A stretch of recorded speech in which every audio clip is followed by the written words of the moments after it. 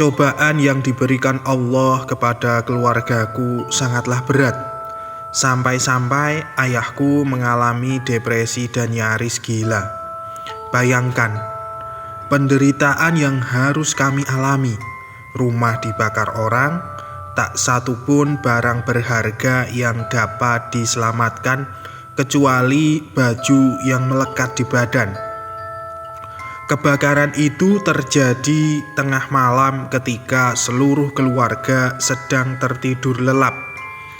Ketika kami terjaga dari tidur, api dengan ganasnya telah melalap apa saja yang ada dalam rumah. Kami tidak sempat membawa barang-barang berharga keluar rumah. Tetangga sekitar juga tidak dapat berbuat apa-apa untuk memadamkan api yang berkobar membumbung ke angkasa. Ibu dan adik perempuanku hanya bisa menangis meratapi puing-puing rumah kami yang rata dengan tanah. Dalam keadaan ditimpa musibah, ayah kedatangan tamu, Pak Kasman, teman masa remajanya. Pak Kasman orang kaya yang punya usaha peternakan lembu. Sebelumnya Pak Kasman hidup sangat miskin, tapi tiba-tiba ia kaya. Ia dan keluarganya tidak pernah tinggal menetap di suatu tempat dalam jangka waktu lama. Setiap 5 tahun sekali ia pindah rumah karena di rumahnya ada buruh bangunan yang mati terjatuh dari atap rumahnya. "Par, apa selamanya kau akan termenung seperti ini?" tanya Pak Kasman. Ayahku hanya diam membisu. Aku mendengar pembicaraan ayah dari balik bilik bambu. "Kau harus bangkit dari keterpurukan hidupmu." "Bagaimana caranya, Man?" tanya ayah. "Melakukan pesugihan seperti aku," jawab Pak Kasman. Ayahku hanya diam membisu. "Kalau kau bersedia, besok aku antar ke tempat aku melakukan pesugihan," lanjut Pak Kasman. Ayah hanya diam membisu. "Besok aku akan datang kemari lagi mendengar jawaban darimu. Kalau kau setuju, kita berangkat," pinta Pak Kasman yang lalu pamitan pulang. Aku mendengar semua pembicaraan ayah dengan Pak Kasman. Apakah aku akan ceritakan pada ibu apa yang aku dengar? Bisik hatiku. "Lebih baik tidak usahlah," kata hatiku kemudian. Keesokan harinya, ayah kulihat pergi bersama Pak Kasman mengendarai sepeda motor. Berarti ayah setuju melakukan pesugihan. Ibu kulihat melepas kepergian ayah dengan wajah ceria. Berarti ibu merestui keinginan ayah melakukan pesugihan mengganti atap rumah. Bisik hatiku menduga-duga. Kata temanku, pesugihan mengganti atap rumah itu akan menumbalkan tukang bangunannya. Setiap 5 tahun sekali, jin kafir yang memberikan pesugihan akan menagih janji. Jika janji itu tidak ditepati, maka pelaku pesugihan sebagai penggantinya. Pemilik rumah pesugihan tempat pekerja bangunan jatuh dan meninggal dunia akan diteror oleh arwah penasaran korbannya. Konon mereka yang mati mengenaskan itu diambil sebagai budak baru di alam jin kafir. Selain itu, pelaku pesugihan tidak boleh mengerjakan sholat dan berpuasa di bulan Ramadan.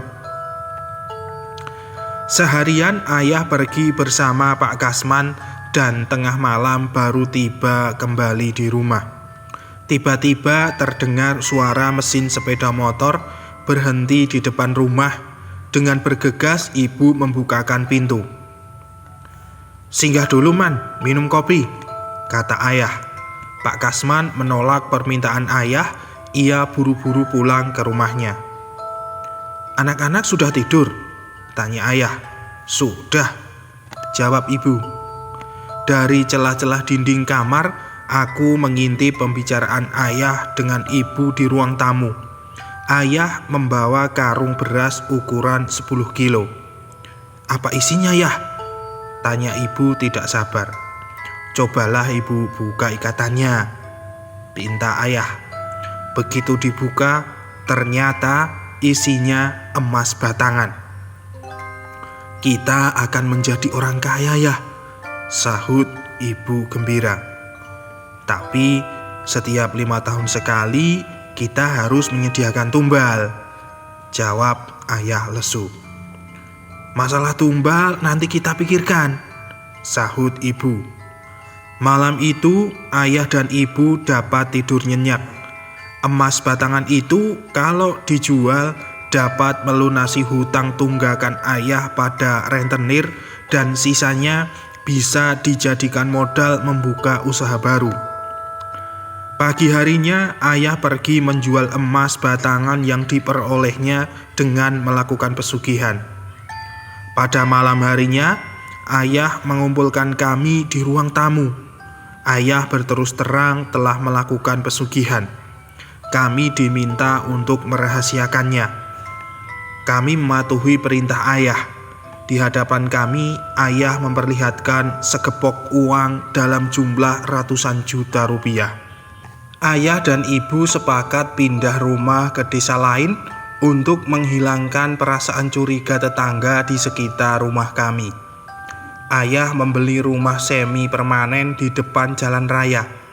Di tempat yang baru, ayah berjualan pupuk dan alat-alat pertanian yang sangat dibutuhkan petani. Ayah dan ibu sering menolong warga yang kesusahan tanpa mengharapkan balasan. Warga desa sangat menghormati ayah dan ibu. Usaha ayah terus meningkat, tapi ayah tidak berniat merenovasi rumah. Atap seng rumah meskipun sudah ada yang bocor, ayah tambal. Rencana ayah setelah 5 tahun baru diganti. Karena kesibukan berusaha, ayah sampai lupa pada janjinya. Tengah malam itu, sosok jin kafir muncul tanpa wujud mengingatkan ayah. "Parman, waktumu sudah tiba untuk mempersembahkan tumbal," katanya dengan suara sangat keras, memekakkan telingaku. Mendengar suaranya, bulu kuduku merinding. Esok harinya ayah menyuruh tukang mengganti atap rumah. Keseluruhan atap rumah diganti. Pekerjaan itu dikerjakan 2 orang, Sumardi dan Yunus. Hatiku diliputi kecemasan melihat Sumardi naik ke atas atap rumah mengganti atap seng tanpa menggunakan sabuk pengaman. Padahal seng itu licin. Dalam hati aku berdoa semoga tidak terjadi apa-apa. Setelah seluruh atap terpasang, Sumardi turun berjalan di atas atap menuju tempat ia meletakkan tangga yang berada di cucuran atap. Saat berjalan di atas atap seng, Sumardi kehilangan keseimbangan. Sepertinya ada yang mendorong tubuhnya menggelinding dari atas ke bawah. Tiba di tanah, kepalanya terhempas di atas lantai semen. Bergegas, ia dibawa ke rumah sakit untuk mendapatkan pertolongan, tapi dalam perjalanan Sumardi menghembuskan nafas terakhirnya. Almarhum Sumardi adalah tumbal pertama pesugihan ayah. Pada malam harinya, arwah Sumardi datang menteror seisi rumah. Sosoknya sangat menakutkan. Kedua bola matanya bolong, kepalanya teleng ke kiri, dan mulutnya mengeluarkan air liur berbau bangkai. Aku, ibuku, dan adikku sampai muntah-muntah dan pingsan mencium bau anyir yang menyengat hidung. Kedatangan arwah Sumardi ditandai dengan suara 3 burung hantu di atas atap tempat almarhum terjatuh. Ayah tidak meminta bantuan dukun untuk mengusir arwah penasaran Sumardi. Ayah takut pesugihannya terbongkar, maka ia memilih menjual rumah dan pindah ke desa lain. Rumah kami yang lama tidak laku dijual. Pernah disewa orang, baru semalam menempatinya, tapi si penyewa meminta uang sewa rumah pada ayah yang telah dibayarnya selama setahun. Kata warga yang tinggal di sekitar rumah itu, malam hari terlihat angker. Beberapa orang pernah melihat penampakan hantu teleng dengan bau amis menyengat hidung. Ditambah keadaan sekitar rumah kami itu kini ditumbuhi rumput-rumput liar. Tidak seorang pun warga berani diubah untuk membersihkan rumput-rumput liar yang tumbuh subur. Setelah ayah menyerahkan tumbal, kekayaan ayah bertambah. Masing-masing anak dibelikan sepeda motor. Di tempat yang baru, ayah berdagang kebutuhan petani. Ayah menjual pupuk, racun rumput, dan peralatan pertanian. Usaha yang dilakukan ayah sekedar menghindari rasa curiga tetangga pada kekayaan yang ayah miliki. Tumbal pertama dulu tidak menimbulkan perasaan curiga warga desa tempat kami tinggal. Mereka menganggap kematian itu wajar. Tapi pada tumbal yang ketiga, kecurigaan itu timbul. Apalagi kejadiannya serupa, sama-sama jatuh dari atas atap rumah. Di tengah masyarakat beredar rumor kalau ayah melakukan pesugihan mengganti atap rumah. Ayah tidak dapat membantah tuduhan itu. Keluarga kami menjadi bahan pergunjingan di warung kopi dan di setiap pertemuan warga desa. Kami merasa tidak nyaman hidup di tengah-tengah masyarakat yang setiap hari menggunjingkan kami. Ayah akhirnya memutuskan untuk pindah ke desa tetangga. Tapi ternyata warga di sana mengetahui ayah melakukan pesugihan mengganti atap rumah. Ketika ayah mengundang warga menghadiri acara kenduri selamatan pindah rumah baru, tidak ada seorang pun warga yang datang ke rumah baru kami. Toko pupuk dan peralatan pertanian di depan rumah kami tidak ada seorang pun pembelinya. Setiap hari toko sepi, tapi bagi ayah tidak menjadi masalah. Karena dari ritual pesugihan yang ayah lakukan sudah dapat memenuhi kebutuhan hidup kami sekeluarga, meskipun toko pupuk tidak seorang pun pembelinya. Rumah yang kami huni atapnya sudah bocor. Bila hari hujan deras, air menggenangi lantai. Ayah membiarkannya karena belum waktunya untuk diganti. Kalaupun diganti atap baru, siapa yang akan bersedia mengerjakannya? Hari-hari terakhir ini wajah ayah terlihat murung. Aku hanya bisa menduga barangkali ayah memikirkan siapa lagi yang akan dijadikan tumbal. Kalau ayah tidak dapat menyediakan tumbal, ayah sendiri yang akan menjadi tumbalnya. Kegelisahan ayah pernah diutarakannya pada kami suatu malam. Ibu menyarankan agar ayah tidak memenuhi permintaan jin kafir penghuni pesugihan, tapi ayah menolaknya. "Aku tidak ingin mengkhianati janji," jawab ayah. "Ayah pergi saja ke pesantren, minta bantuan kiai melepaskan pesugihan," kata adik perempuanku. Ibu setuju dengan usul adik perempuanku, tapi ayah menolaknya. Alasan ayah, ia tidak ingin jatuh miskin. Malam itu ayah tidak menemukan solusi apapun. Ayah terus membiarkan waktu berlalu tanpa kepastian. Siapa yang harus menjadi tumbal?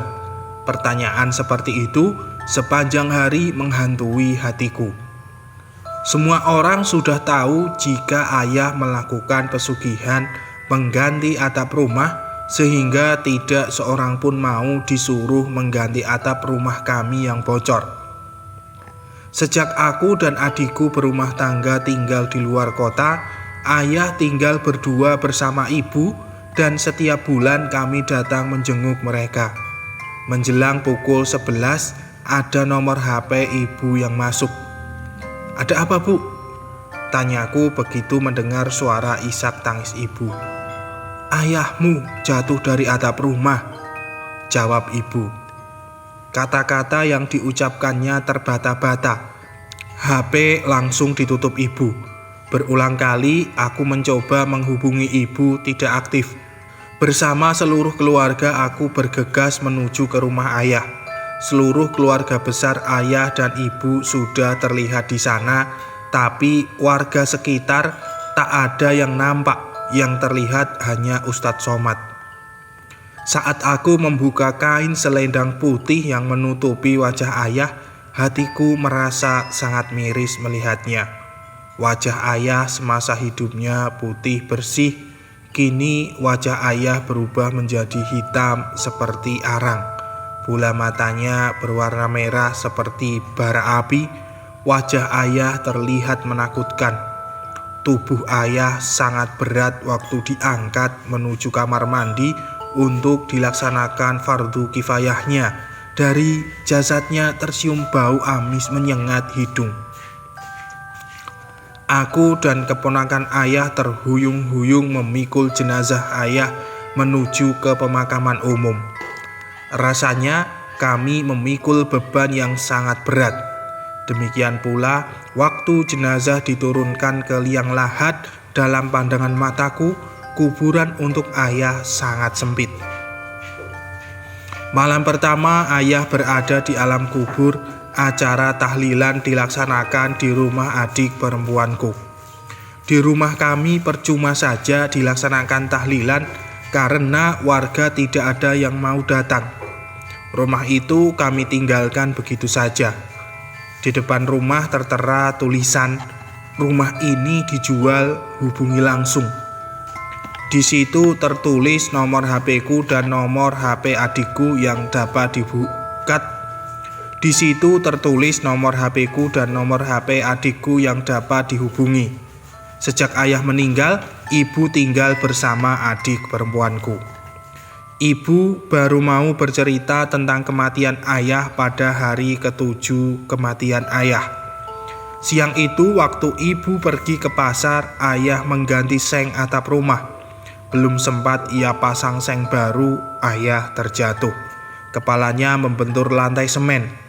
Ibu berteriak minta tolong, tapi teriakan ibu tidak diindahkan tetangga. Ayah tidak sempat dilarikan ke rumah sakit. Ia keburu meninggal dunia.